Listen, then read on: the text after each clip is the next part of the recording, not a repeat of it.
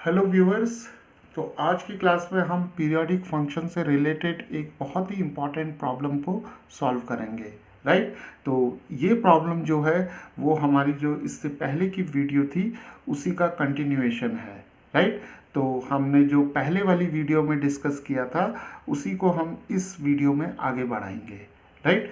तो यहाँ पर हमें जो प्रॉब्लम दी हुई है वो ये है कि find the period of f of x is equal to cos 3x times cos of x। तो पिछली वीडियो में हमने ये डिस्कस किया था कि अगर हमारे पास कोई फंक्शन f ऑफ x दो ट्रिग्नोमेट्रिक फंक्शंस के प्रोडक्ट के फॉर्म में दिया हुआ है तो या तो हम इस प्रोडक्ट के फॉर्म का डायरेक्ट यूज़ करके पीरियड को फाइंड आउट कर सकते हैं fx के। राइट। या दूसरा तरीका ये हो सकता है कि ये जो प्रोडक्ट है हमारे पास इसको हम सम के फॉर्म में लिख लें। राइट। तो कुछ प्रॉब्लम्स में तो क्या होता है कि जब हम f ऑफ x को प्रोडक्ट के फॉर्म में पीरियड निकालते हैं और सम के फॉर्म में पीरियड निकालते हैं तो वो दोनों पीरियड सेम होते हैं। बट कुछ प्रॉब्लम्स में क्या होता है कि f ऑफ x का अगर हम प्रोडक्ट के फॉर्म में इसी फॉर्म का यूज़ करेंगे और पीरियड को फाइंड आउट करेंगे तो वो पीरियड जो होगा वो ज़्यादा निकलेगा, मतलब वो लार्जर पीरियड निकलेगा। राइट। इसके कंपैरिजन में कि अगर हम इस फॉर्म को सम के फॉर्म में लिख दें तो वो पीरियड जो होगा वो स्मॉलर निकलेगा। राइट। और जब हम पीरियोडिक फंक्शन की जब हम डेफिनेशन की बात करते हैं तो हम स्मॉलेस्ट पीरियड को लेते हैं। राइट। तो इस तरीके की प्रॉब्लम से हमें ये देख लेना चाहिए कि जो स्मॉलेस्ट पीरियड है वो किस मेथड से हमें मिल रहा है। राइट। तो चलिए इस प्रॉब्लम को सॉल्व करते हैं और यहाँ से हमें क्लियर हो जाएगा कि हम इस वीडियो में क्या डिस्कस करने वाले हैं। तो चलिए f ऑफ x का पीरियड निकालते हैं और इसे इसी फॉर्म का यूज़ करेंगे। यहाँ पर प्रोडक्ट है दोनों कोसाइन फंक्शन का। राइट। तो fx का पीरियड हम मान लेते हैं t। राइट। तो यहाँ पर हम अभी प्रोडक्ट फॉर्म का यूज़ कर रहे हैं तो प्रोडक्ट वर्ड लिख लेते हैं। तो t जो है ये हम मान लेते हैं period of f of x। Right. तो f ऑफ x का पीरियड जो होगा वो कंबाइंड पीरियड होगा इन दोनों के जो पीरियड्स होंगे, cosine function that is cos of 3x और कॉस ऑफ x। राइट। तो कॉस ऑफ 3x का पीरियड हम मान लेते हैं t1 और कॉस x का पीरियड मान लेते हैं t2। राइट। तो t1 क्या आ जाएगा हमारे पास, t1 आ जाएगा 2π/3। राइट। तो जैसे कि हमने पहले डिस्कस किया था कि अगर हमारे पास कॉस ax है तो इसका पीरियड जो होगा वो 2π/mod ऑफ a होगा। राइट। तो t1 आ गया 2π/3 और t2 आ जाएगा हमारा 2π/1। राइट।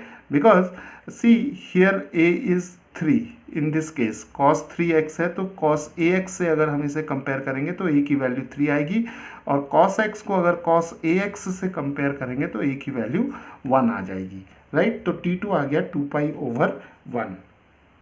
तो अब हमें t1 और t2 मिल गए। तो अब हम एक इम्पॉर्टेंट थ्योरम का यूज़ करते हैं और वो थ्योरम क्या कहती है कि जब हमें दो पीरियड्स मिल जाएं t1 और t2 मिल जाएं तो आप t1 और t2 का रेशियो फाइंड आउट करो।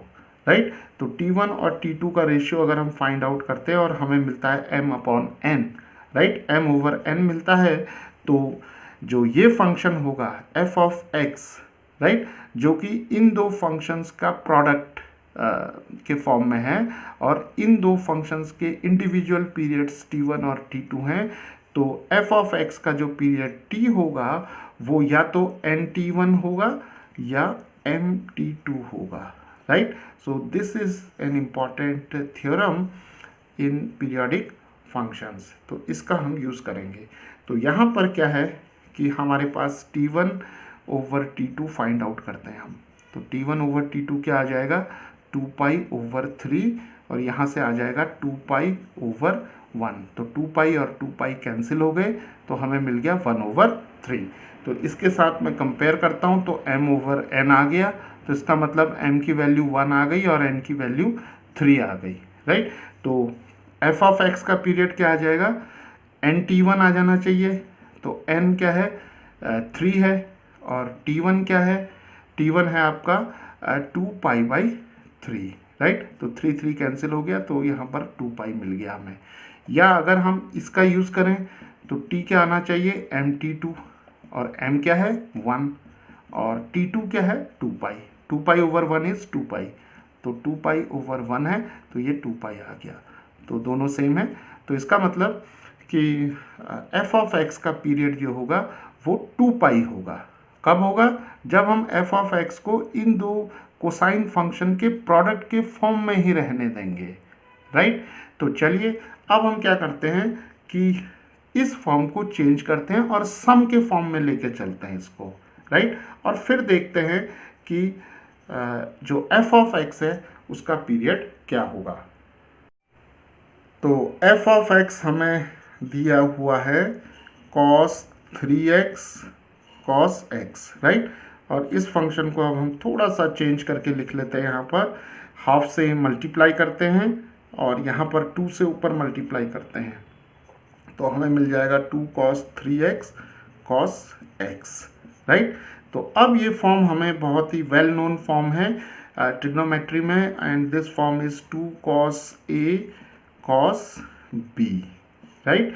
तो इसके लिए 2 cos a cos b के लिए हमें आइडेंटिटी मालूम है, और वो आइडेंटिटी क्या होती है, वो है cos a minus b plus cos a plus b, right.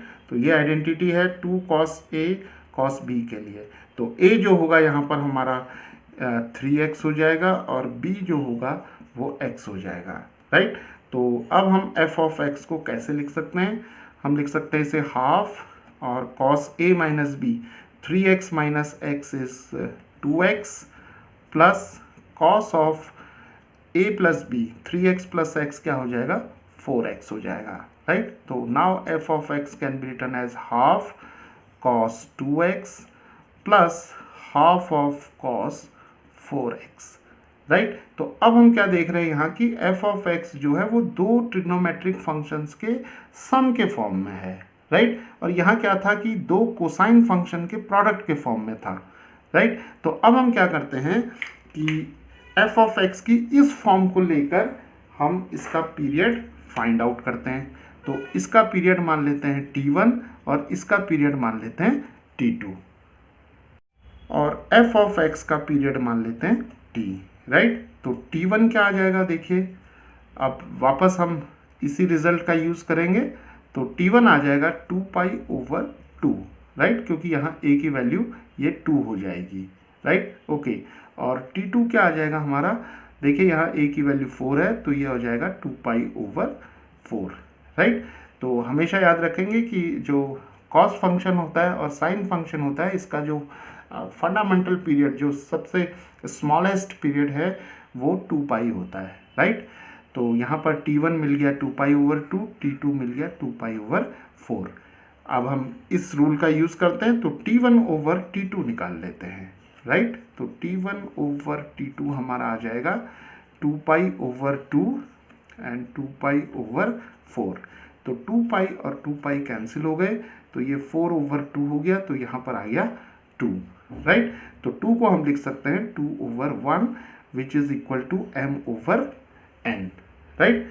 तो यहाँ से अगर मैं कंपेयर करूँ इसे, तो अब m की वैल्यू क्या आ गई 2, n की वैल्यू क्या आ गई 1, राइट। तो अब हम जो f ऑफ x है उसका पीरियड हमने लिया है t। तो t को क्या होना चाहिए, t को क्या होना चाहिए, nt1 होना चाहिए, राइट, nt1। तो nt1 होगा तो n की वैल्यू क्या है 1, और t1 की वैल्यू क्या है 2π/2, राइट। तो यहाँ पर अगर हम इसे सॉल्व करें तो 2 और 2 कैंसिल हो गया, तो ये आ गया पाई, राइट। और जो t है f ऑफ x का पीरियड, उसको हम यहाँ से भी कैलकुलेट कर सकते हैं। तो देख लेते हैं यहाँ से क्या आता है, mt2 हो गया, तो m क्या आ जाएगा 2 आ गया, और t2 क्या आ जाएगा हमारा, t2 है आ गया हमारा 2π/4, राइट, 2π/4। तो ये 2 2 ज़ा 4 हो गया, 4 4 कैंसिल हो गया, तो यहाँ से भी हमें पाई मिल गया, राइट। तो व्यूअर्स, तो हमने क्या देखा यहाँ पर कि जब हम सम के फॉर्म में लिख रहे हैं f ऑफ x को, तो पीरियड पाई आ रहा है, राइट। और जब हम प्रोडक्ट के फॉर्म में ही उसे कंसीडर कर रहे हैं तो पीरियड 2 पाई आ रहा है, and which is the smallest और द स्मॉलर पीरियड, तो पाई इज़ द स्मॉलर पीरियड, तो पाई जो होगा वो छोटा होगा 2 पाई से, राइट। तो यहाँ पर हम कंसीडर करेंगे कि इस फंक्शन एफ ऑफ एक्स का जो पीरियड होगा वो पाई होगा।